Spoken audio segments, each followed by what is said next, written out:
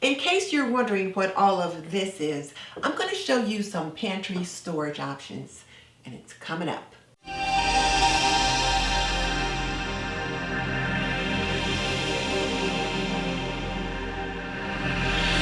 If we're just meeting, I'm Denise Jordan, and I teach traditional homemaking for today's homemaker. So if you want to learn more about making and keeping a home, hit that subscribe button and double tap that little bell icon so you don't miss any upcoming videos. Okay, let's jump into it. I've been talking to my homemakers about preparing their pantry for fall and winter because, of course, winter is coming. And I have had a few questions about storage options, so I thought I would share with you some of the things that I have found that I am using to store foodstuffs in my pantry. One of the first ones I want to share with you is this one, and this is just a little plastic container that I picked up at Walmart. It was only like $4.99 or something like that, so it was definitely affordable. I like the fact that it's got this nice little lid. And then there is also this little lid on the inside that can serve as a pour spout, or you can take it out. But what I do is I put on here what's in it and then the cooking instructions, and I just set that down in here. So what's in here? Essen House Amish noodles. I didn't have enough of my other containers to put these in, so I put them in here. I also have some bay leaves in here to help deter critters like weevils and that kind of thing. These noodles were in the freezer for about a week, and now they're in here. But I picked up a couple containers like this, and these are stackable and they will suit your pantry just fine. Now, what do we know? Well, what we know is that glass is best. But right now, glass is at a premium and it's not very easy to find. So you have to go with what you can find. So again, glass is best, but you have to do what you gotta do. So that's why these are in this container here. So I'll set this one over here. Another container that I picked up was this one, and I really like it. I like the nice cylinder shape, the lid that it has. I can pull this little knob up, the lid comes off. I've also got some bay leaves in here, and this is 3 bags of the 15 bean soup. And on the bottom of it, I've taped the instructions on how to cook it so that I have that. So this will be in my pantry, and again, glass is best, but I had to go with what I could find. So, and I like this one, and I got another one, and this one has my confectioner's sugar in it. And it fit one 2-pound bag of confectioner's sugar. So I thought this would be a good place to store it. And then I've also got my brown sugar in that as well. So this is brown sugar. I've got 2 of the bags of brown sugar in here. It's a little bit more dense and more compact. So there's 2 bags of brown sugar in this one, 1 bag of confectioner's sugar here, and there's 3 bags of the 15 bean soup here. Now when I say glass is best, this is what I mean. This is a 1/2 gallon mason jar, and I've got yellow cornmeal in it, and I've also got a bay leaf in it also to kind of deter critters. And the cornmeal can last in here for a good long time, and this will keep it pretty much critter free. In this particular quart jar, I've got black beans here, and I just went ahead and tucked the instructions for this particular beans inside. A couple bay leaves in there. I've got some sugar, and I always keep my sugar in a jar. It usually sits over there on the counter, but there's no bay leaves in the sugar. You don't want to put that in the sugar. And then I've also got oatmeal, and I did tuck bay leaf in there because when I get ready to use it, I'll just make sure that if the bay leaf isn't in whatever I scoop out. And then I've also got some rice in a jar as well. And you can see I've got some little chalkboard stickers on the front to say what I've got in it, but also this is what I'll do with the jars as well. This is a jar of sage that I've dried and put in this 1/2 pint mason jar. So what I can do is I can take this dry erase marker and I can mark on the top sage. and the date that I put it in here. Or I can actually mark on the bottle or the jar itself. And then once I'm ready to put something else in the jar, since it's a dry erase marker, it will wash off. Now, if I let it sit for a little bit, it'll dry just a tad. If I touch it right away, it'll smear. But once I let it sit overnight, then it'll be pretty much on there, and then I can wash it off, but it won't rub off real easily. So you can use your mason jars of all different sizes for all different kinds of things. So I've got that one there. And these are the bay leaves you've been hearing me talk about. I ordered these from Amazon, and I'll put a link for them in the description box below. And I've gotten quite a few. I've got some in my pantry. I've got some in my dry goods, except for the sugar. And I didn't put any in the sage either. But most of my just staples like oatmeal and rice and cornmeal and flour and those kinds of things, I put them in there as well. And I've been needing something for spaghetti. I've been looking for the longest time. And the spaghetti won't fit in a half-gallon jar. It's too tall. So I did find this particular container, and the spaghetti will fit in here just fine. So I'm going to store my spaghetti in here.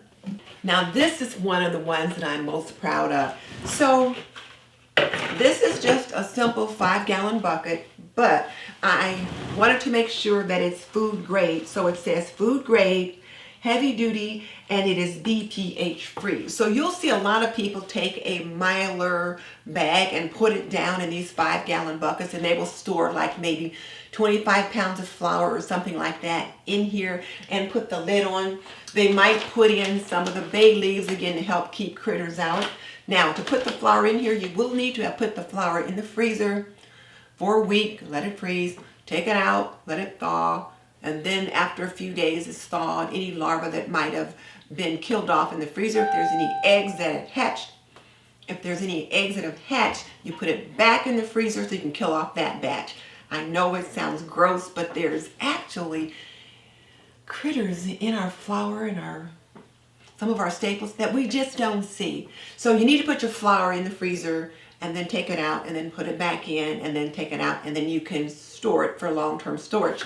So you can put a Mylar bag in here, or you can just put the flour in here without a bag, and it will be fine since this is food grade.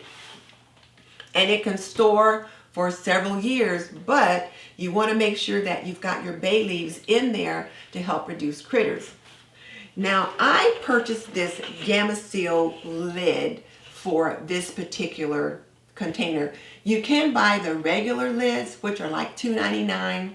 They match the bucket and they just slip right on.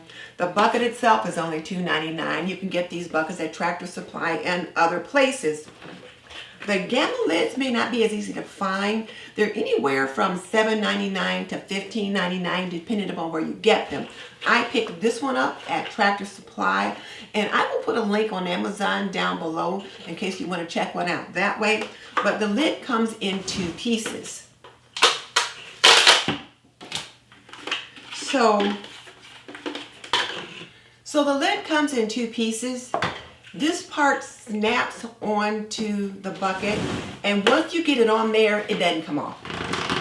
It's pretty hard to get on. I'm going to set it down on the floor so I can snap it on.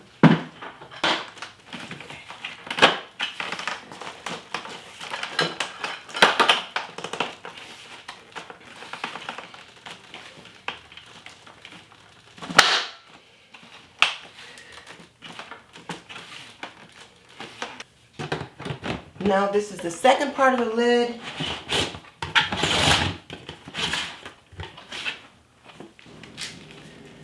And then I'll just put my items in the bucket. These are some sugar packets that I put together.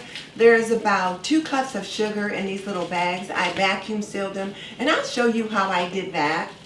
But then I can put those in here. I did put a bay leaf at the bottom of the container. Put the lid on.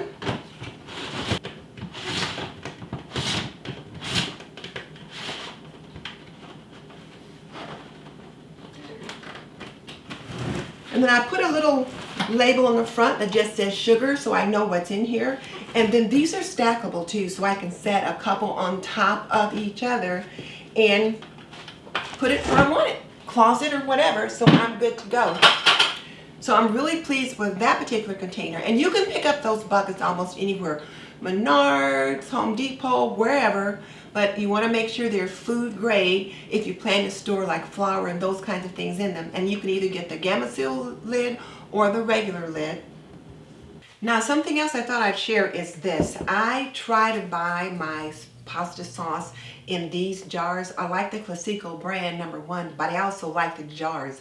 If I need to, I can use these jars to store things in. So this was actually one of those Classico jars, and I put some beans in it, and the lid that's on it is nice and snug.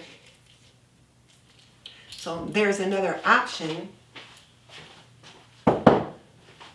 Another way to find glass when you need it. But now let me show you this.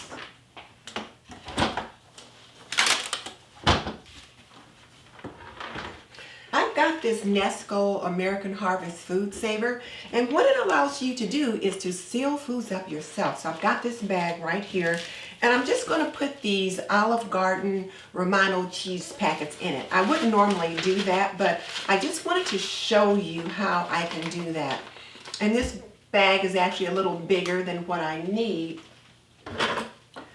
So I'll cut part of the top of it off. So I'll just tuck it in like so. Close it up.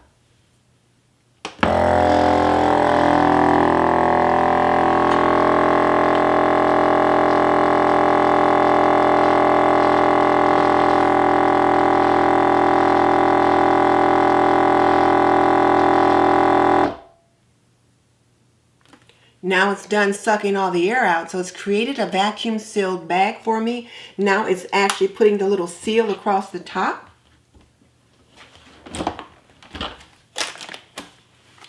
Oh, look at here. I've got these little packets sealed up. There's no air in it, and I can put these in my container for long-term storage. And I can just write on the back what I have in it. And there you can see what I've done. I've got the date and all that on there, and I can just store this away. And when I bought this for my husband to use with his fish. He does a lot of fishing, and when he processes his fish, he puts them in freezer bags and he sucks all the air out of them with this, and then he puts them in the freezer. Never thought I would use it myself, but now I find myself using it to store food for long-term purposes. Let me show you a bag of flour. Here's a bag of flour that I put aside. There are 6 cups of flour in here, and I've got the date that I did it, and I put the flour in a little lunch bag. So I just took a little lunch bag like this. I put in 6 cups of flour and then sealed it up with freezer tape, wrote on it, that kind of thing, and then folded it over like this with the flour in it, and then put it down in this bag and then sealed it up as you saw that I just did with those packets. And now I've got this for long-term food storage, and I have these in my container of flour that I got from Tractor Supply with my Gamma Seal lid. Now a big storage option is to purchase a shelf such as this and put it somewhere in your home, in a room that isn't used a lot, like your dining room, an empty bedroom, an office, or something like that. You can get them almost anywhere. I got this one at Home Depot for $40, but there's a few on Amazon that you can order that are very similar. And I ordered these can racks right here from Amazon. You can get 32 cans on each rack, and I just really like the way that I can see what's on each row. So here I've got a row of carrots, and then I've got green beans, and then I've got chili beans, etc. You can store items in a corner against the wall in a room. You can also find storage space under the sofa. It's a great place to store canned goods. I've got rows here and more there and all the way down. And if I need to, I've got a sofa on the other side of the room. So you just got to get creative to find places to store. Maybe under the bed or in a closet. This is at the bottom of our coat closet, and I've just stored some soda and some containers of cooking oil. So you just got to get creative. And another option is to find spaces and places where you might not normally keep items. Put them in a basket on a shelf in your laundry room or wherever you can find a space. You could also use large storage containers such as the one with the green lid or stackable crates. Either one would be fine for certain items. I've got bottles of beverages in the stackable crate, and then just a hodgepodge of different things in this storage container.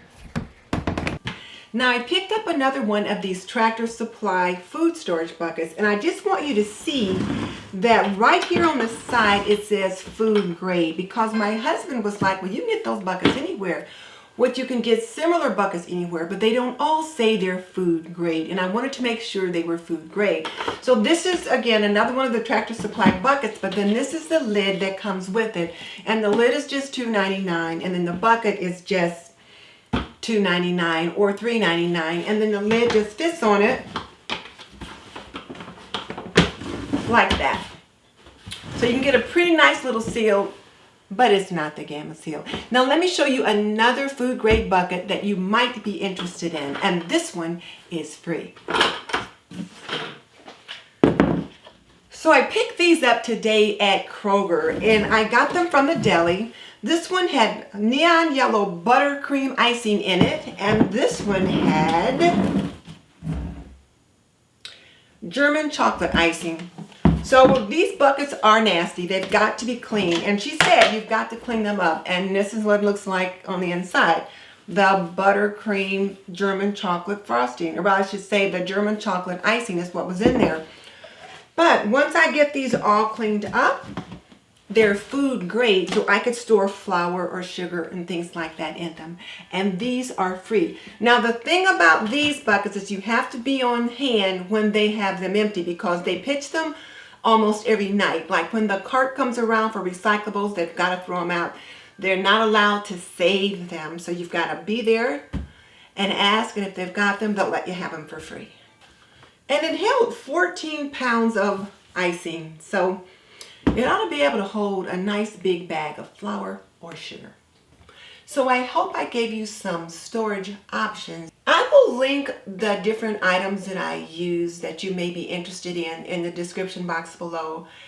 And hopefully you can get your refrigerator, your freezer, or your pantry sorted out as you prepare for winter.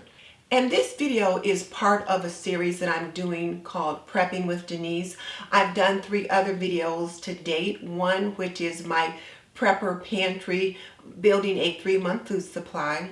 The second one is a Prepper Pantry grocery haul, where I shared with you how I was fleshing that pantry out. And then the third one was tips for beginners who are starting their Prepper Pantry journey. And let me just say, while I'm talking about this, that a prepper pantry is a pantry that you are building to be prepared for any emergency in your area, and food storage is certainly a big part of that. So be sure to check out each of the 3 videos that I've shared with you. And if you really want to drill down on sorting out your pantry for winter and beyond, check out my friend Mary at Mary's Nest. She is the pantry queen.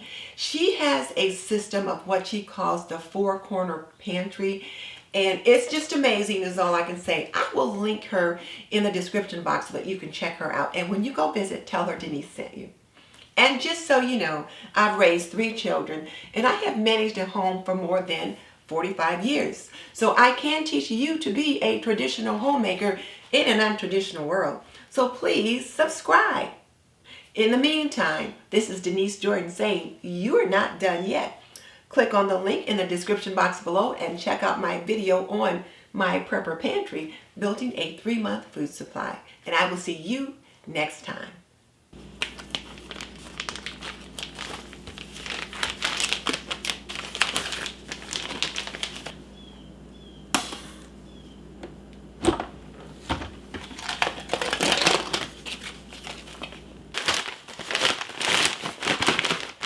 drop the rice in like that.